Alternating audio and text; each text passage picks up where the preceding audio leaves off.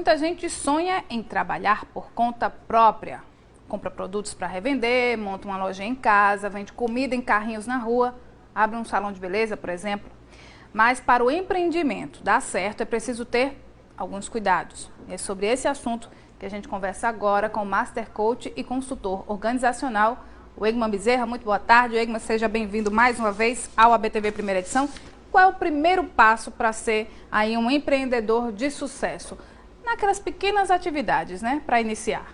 Magnífico. Boa tarde, Renata. Na realidade, ele precisa ter conhecimento daquilo que ele quer empreender. O conhecimento, né, é que vai realmente fazer com que ele tome uma consciência mais apurada para que ele possa, então, saber o que fazer. E quais os erros mais comuns, né, logo no início? O empreendedor ele tem que ter um planejamento daquilo que ele precisa fazer, né? A ausência desse planejamento realmente é um pecado gravíssimo. Por quê? Porque você já entra em algo às escuras e isso não se deve fazer de jeito nenhum. E qual é a primeira coisa que essa pessoa que quer ser um empreendedor, quer trabalhar por conta própria, ela deve fazer? Qual é o primeiro passo? O que é a primeira coisa que tem que vir à cabeça? A primeira coisa, ele procurar conhecer de uma forma mais detalhada aquilo que realmente ele quer empreender. Por exemplo, muitas vezes nós temos um sonho de fazer algo e esse algo nos encanta. Mas como fazer então para que eu me aprofunde nesse conhecimento, né? Uma vez eu compreendendo, conhecendo aquilo que eu quero empreender, imediatamente fazer um planejamento. Para quê? Para que eu possa ter a noção da minha viabilidade com relação à execução do projeto. Daqui a pouco a gente entra em detalhes nesse planejamento. E você vai conhecer agora 2 exemplos de empreendedores que começaram com pequenas ações e hoje já colhem os frutos de um trabalho bem planejado. Acompanhe. Érica e Perla se conhecem há 10 anos. Eram funcionárias da mesma clínica e se tornaram amigas.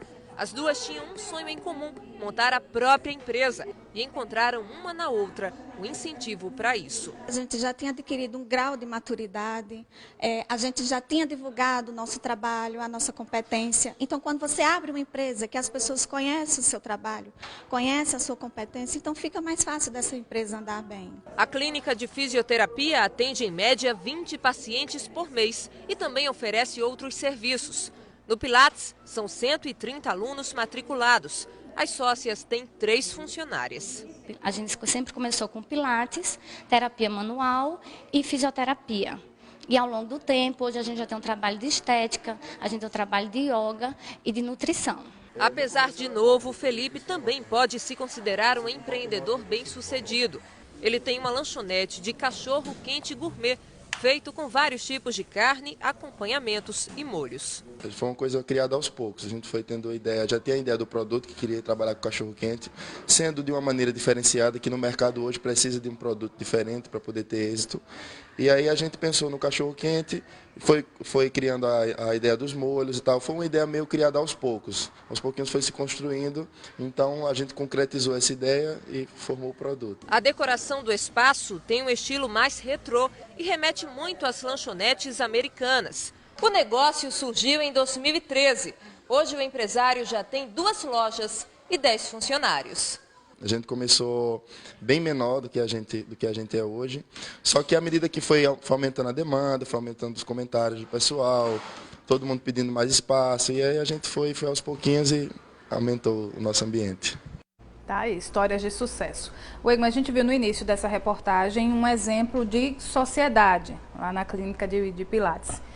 Se optar por essa opção de sociedade, o que é que deve ser levado em conta? A gente sabe que muita gente é amigo, então vai dar tudo certo. Às vezes não é assim, né?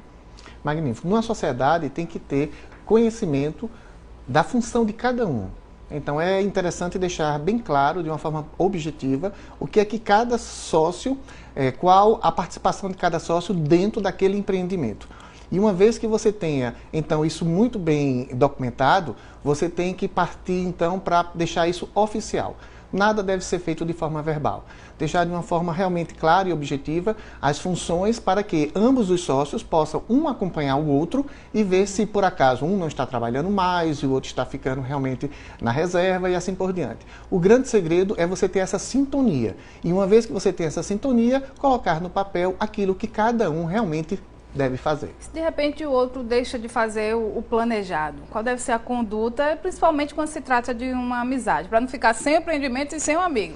Magnífico. O grande foco é você ter justamente o espírito profissional.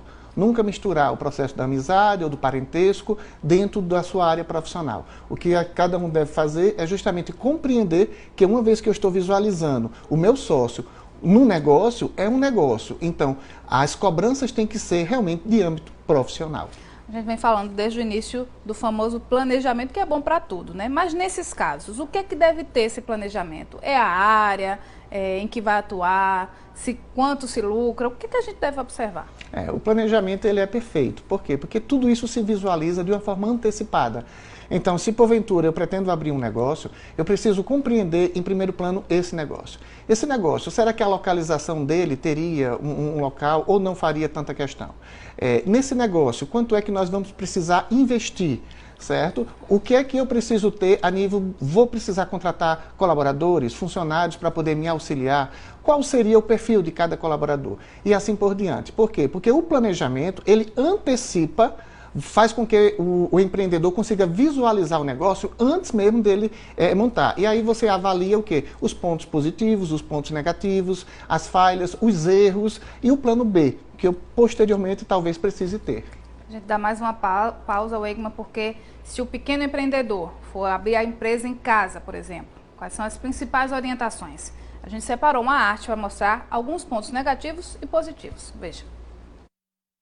Começando pelos pontos positivos: redução de custos com aluguel, transporte e alimentação na rua, possibilidade de escolher os horários de trabalho, estar mais próximo à família para almoçar e jantar, com ganhos para a qualidade de vida. Já os pontos negativos são misturar vida doméstica e trabalho, principalmente em relação às contas, falta de disciplina com horários e compromissos, dividir o mesmo espaço para receber clientes e fornecedores, assim como para armazenar produtos. Weigman, a gente viu em outras oportunidades em que você esteve aqui no estúdio, a questão de quem opta por fazer o empreendimento que ele funcione dentro da própria casa. Muita gente ainda tem dúvida sobre essa organização. O que é que a gente deve fazer se a gente for trabalhar em casa para que o negócio dê certo? Magnífico. Foco profissional. Eu preciso compreender que se eu estou dentro da minha residência, aquele ambiente que é um ambiente de trabalho, ele tem que ser visto como um ambiente de trabalho. Os meus horários têm que estar muito bem cronometrados, eu tenho que ter um cronograma onde eu sei a hora que eu vou abrir o meu negócio, a hora que eu vou fechar, a hora que eu vou para o meu almoço, o meu descanso, a hora que eu vou retornar. Então, se você não tiver este foco, observando o seu negócio, mesmo dentro da sua residência, como uma profissão, é melhor não abrir. Por quê? Porque realmente, infelizmente, tem uma tendência muito forte de dar errado. É quando você dispensa a atenção para um filho, para um parente e tudo mais. O que é que acontece? Você perde seu foco. Eu preciso compreender, então, que mesmo estando na minha casa, eu tenho que ter um argumento profissional para mim mesmo. Tá certo. E você está pensando em se tornar um empreendedor? Então não esqueça de se cadastrar no Microempreendedor Individual, o MEI. É importante começar na legalidade e ter acesso a várias vantagens. Não é isso mesmo? Magno Endel, uma ótima tarde para você. Boa tarde, Renata. Boa tarde a você que acompanha o ABTV primeira edição. E se você que está em casa está pensando em empreender, esse local aqui, que é o Sebrae, é onde tem essas orientações para que você possa começar o seu empreendimento muito bem, inclusive na legalidade. Sobre esse assunto, nós vamos falar agora com o representante daqui do Sebrae, que é o Wellington Marinho, e a Renata acabou falando ali sobre o microempreendedor individual, que é um plano que muita gente tem aderido e que realmente é muito importante para você começar na legalidade, né? Fala um pouco mais sobre os benefícios que quem adere ao microempreendedor individual tem. O microempreendedor individual é aquele empreendimento que tem um faturamento anual de até R$60 mil e que você, sem custo, sem burocracia, você consegue ter um CNPJ, inscrição estadual. É importante também que você vai ter a proteção da Previdência Social, pagando um valor que é 5% alíquota do INSS, bem abaixo dos 11% que se cobra de INSS para o trabalhador autônomo, aquele que não é microempreendedor individual. É muito difícil o procedimento para se tornar um microempreendedor individual ou não? As pessoas devem vir aqui, trazer quais tipos de documentos? Não é fácil, não tem burocracia. Tanto o Sebrae como seus parceiros têm palestras regulares que dão as orientações necessárias, porque tem os benefícios, mas eventualmente pode ter algum malefício, né? Por exemplo, aquela pessoa que está com alguma aposentadoria por invalidez, ou ela é beneficiária do Bolsa Família, tem algum benefício de prestação continuada, ela precisa fazer uma análise da viabilidade ou não de se formalizar como microempreendedor individual. Por exemplo, aquela pessoa que tem carteira assinada, ela pode ser microempreendedor individual.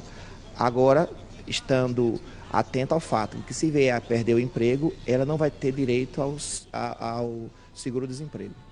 Agora, Renato estava comentando com a gente que é importante começar na legalidade. Quem está querendo empreender, o primeiro passo geralmente pode ser esse, o microempreendedor individual.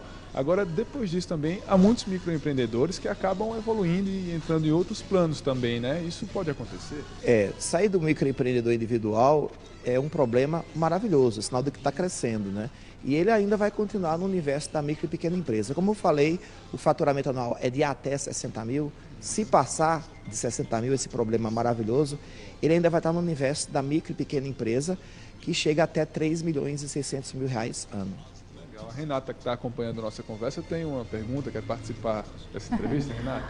Magno, para iniciar o próprio negócio, claro, a gente tem que ter dinheiro, né? Alguma reserva. Isso seria aí na linguagem do microempreendedor, o capital inicial? Explica para a gente como é que isso funciona. Exatamente, o capital inicial é esse valor que você tem que ter para começar o seu próprio negócio, né? Você vai calcular ali o que é que você precisa para ter, máquinas, enfim. E aí você tem que ter esse capital inicial para começar esse empreendimento. E tem o capital inicial que as pessoas devem ter e tem um outro termozinho que é muito importante, que é o capital de giro. Sobre esse assunto a gente volta a falar aqui com o Wellington. O que é esse capital de giro que é tão importante para que o empreendedor entenda sobre isso? Para ilustrar, vou dar um exemplo do fabrico de roupa, que ele tem uma overlock, interlock, galoneira, o maquinário que ele usa. Esse é o ativo fixo, assim como o mobiliário, o maquinário, as benfeitorias nas instalações. Mas, além disso, ele fabrica roupa, ele precisa de matéria-prima, tecidos, aviamento. A roupa que está esperando para ir para a lavanderia, é uma roupa em processo de fabricação, aquela que já está pronta para venda, os estoques são capital de giro. O capital de giro, em tese, de fato, é o dinheiro, em cash, dinheiro vivo, seja dele em carteira ou em conta, ou seja, tem disponibilidade imediata, os estoques que eu acabei de citar e os valores a receber. Ou seja, é o dinheiro, tudo aquilo que você quer que se transforme em dinheiro o mais rápido possível. Ou seja, quer que o estoque gire e quer que os valores a receber sejam recebidos. Legal. Quem quiser orientações pode vir ao Sebrae. Você reforça o endereço do Sebrae para a gente, para quem está em casa? Avenida Jada Silva Casé, 277, bairro Indianópolis. Tá certo. A gente te agradece demais pelas informações que foram prestadas por Wellington Marinho. Espero ter auxiliado você que está em casa querendo empreender com essas informações. Renata. Magna, até eu fiquei com vontade de empreender agora, com tanta orientação. Obrigada, Magna.